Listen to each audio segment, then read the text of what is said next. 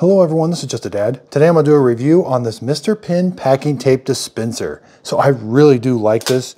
Now when you first get it, there is something covering up these little teeth. Be careful, they are pretty sharp, so make sure you remove whatever's covering that up.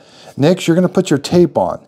And then it's going to unroll this way, and you're going to feed it through down through here, and it's going to come up through here. Now it's very important. This one came with the right tension, but if you find that your roll is moving in excess after you stop, you're going to want to tighten this tension. So turn this clockwise, and that makes this tighter. That is very, very important so that it doesn't unroll some more.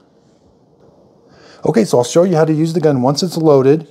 You're simply going to, it sticks the tape down, you turn it, and then it should cut the tape pretty good, which this one actually does.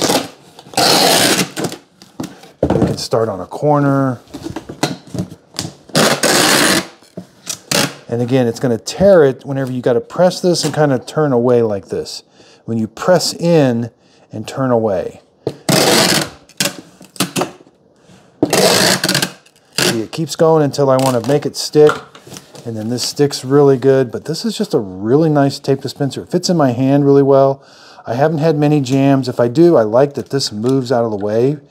But again, you're just going to, when you first get the tape, it's going to be on the roll. Unroll it. You got to feed it down through this, get it nice and straight so that it's like this. And then again, tear away.